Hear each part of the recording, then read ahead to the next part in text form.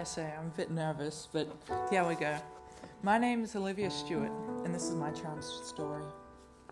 I was no stranger to the Mardi Gras, a set day in the calendar for an exuberant expression of pride, but this annual event was, until the year of 2018, something I had only ever experienced through the television.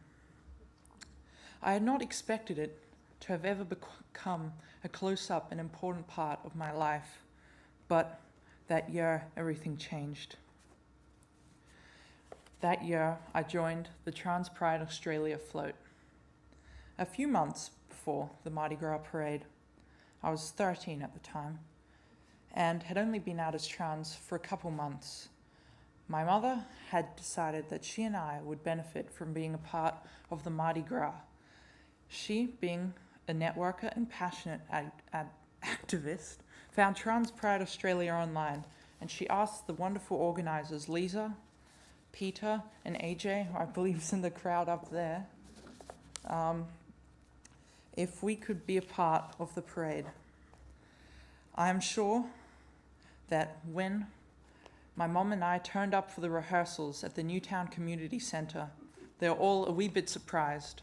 13-year-old me, who at the time was a wee bit reluctant, and my mother, who was only brimming with passion. As well as this, I found myself to be by far the youngest of the group. Despite our differences, we were generously made to be welcome and were allocated our place in the dance lines, and we started to learn the moves. However, a few weeks prior to the big day, I lost my nerve, scared to be a part of such a large event and to share my identity with the world. So I withdrew from the float altogether, giving up my place in the dance line to a more keen and willing substitute. Despite this, my mother decided that she would continue to represent as a trans ally and went to Newtown for the rehearsals even when I was not there. Then, just finally a few days before the parade, after some introspection and what one might only describe as a serious case of FOMO, I decided that I would bring myself to take part in the parade again. Again, generously, Peter, AJ, and Lisa accommodated me. I could not be a dancer though, as I had not yet learnt the moves due to quitting rehearsals halfway through.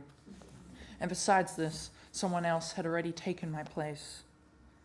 Luckily, I was given a new role, carrying a styrofoam letter as part of our slogan. To me, in fact, it was a promotion.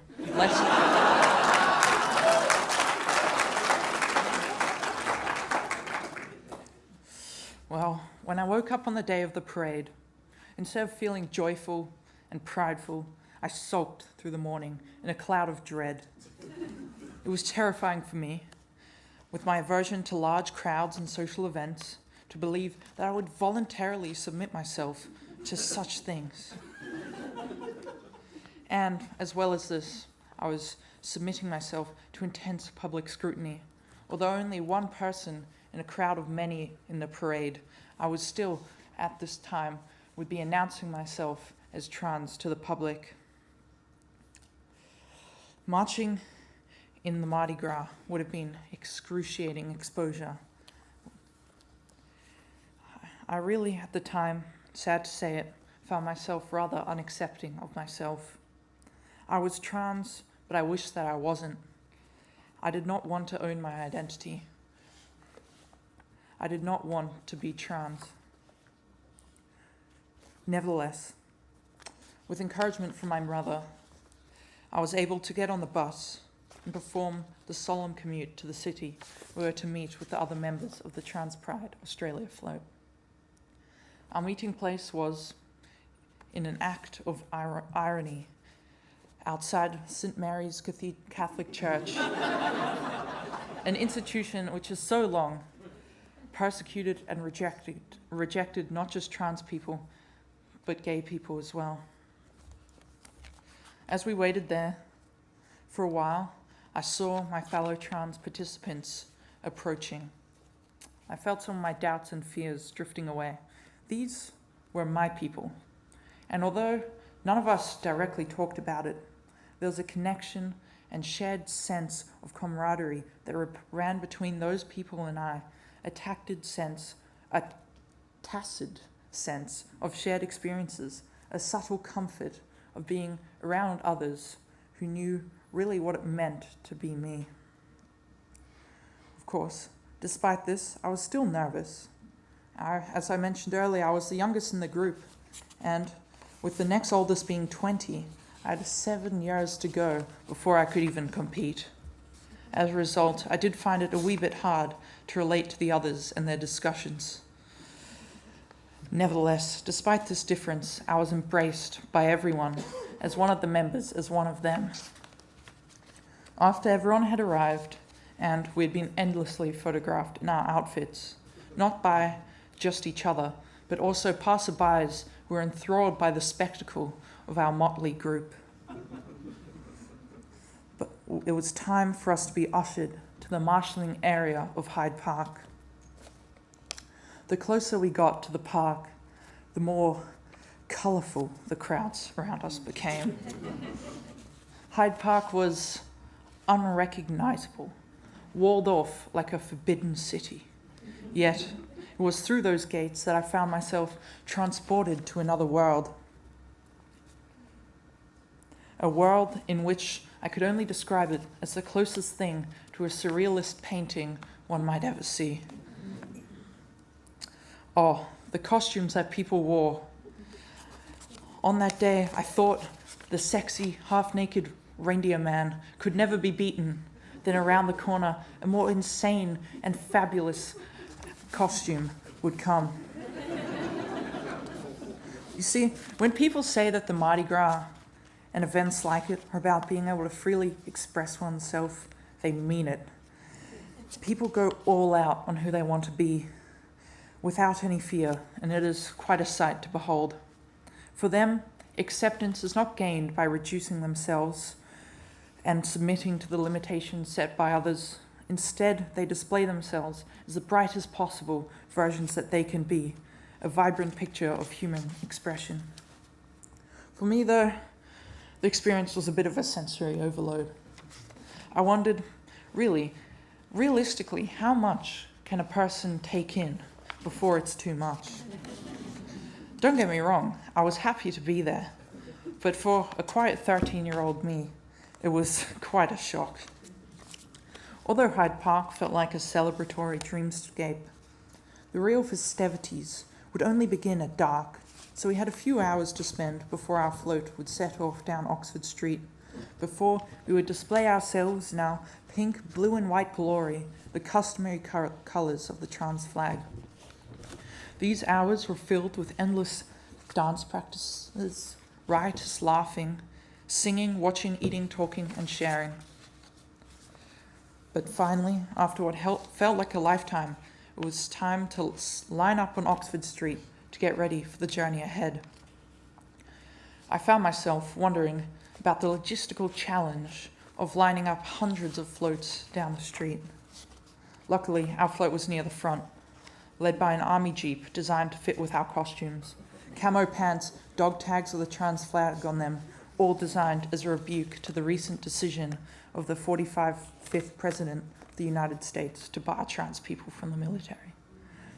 Thankfully, recently, that decision has since been revoked. While waiting to depart, I bumped into a trans friend of mine from school. She was marching with the trans parents and kids in the Gender Centre float, which, mind you, was probably the float where my mother and I should have ended up. We had encountered a miscommunication of sorts, and both on the day of the first rehearsal had found ourselves at different locations. I do say it is quite astonishing to me that such a miscommunication could even happen, that there are even enough trans floats to even have that to be possible.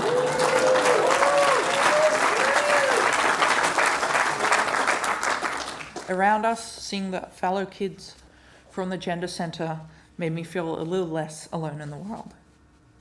Eventually, the time was right, and the parade began. From where I stood, watching as each float set off, I felt a heightened sense of tension. Each one departing meant I was one step closer to setting off myself. Was I ready? Could I do this? Could I really acknowledge myself as trans in front of thousands of people? Nevertheless, I've said that a lot. Time marches on. The clock struck 8 and our group departed on our journey down Oxford Street.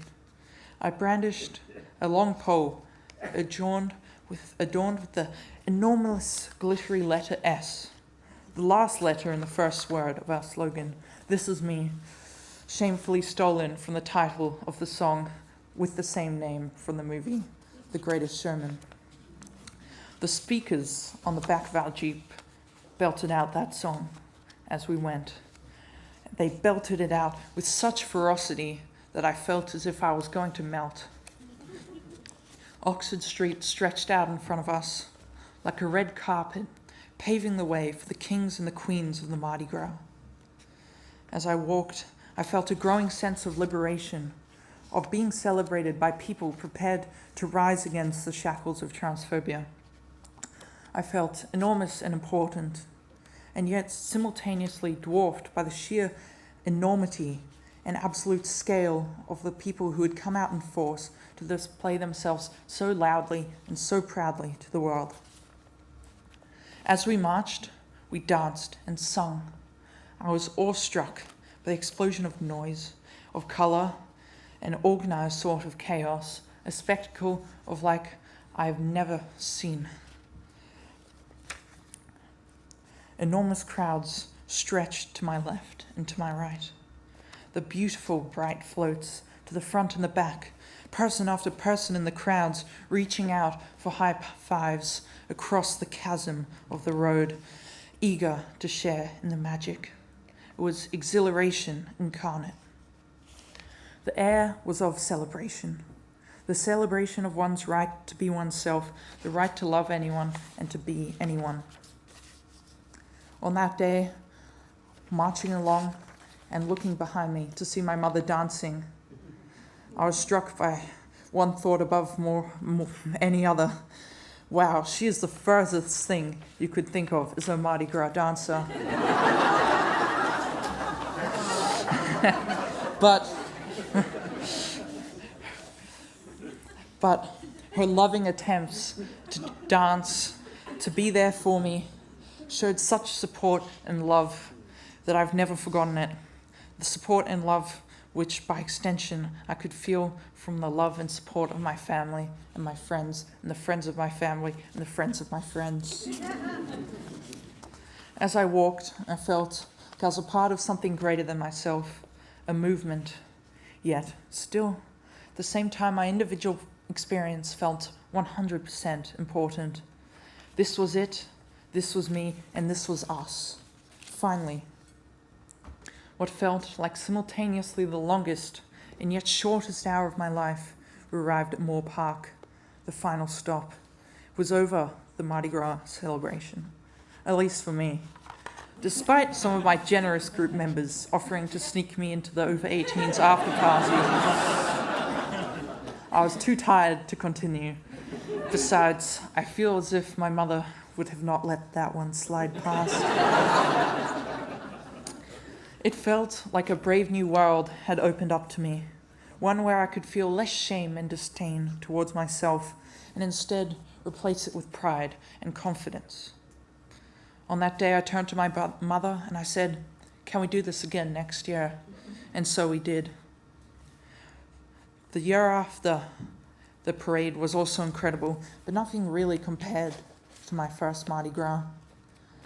At that time of my trans journey, having such an event completely changed how I looked at myself and how I viewed myself as a trans person. It was an event that let me see my trans identity as not something that is to be shamed of, but to be proud of. And the fact that I'm here publicly speaking to you today of my experience is proof of that. I'm a woman, I am trans, and that is okay. Thank you. Yeah!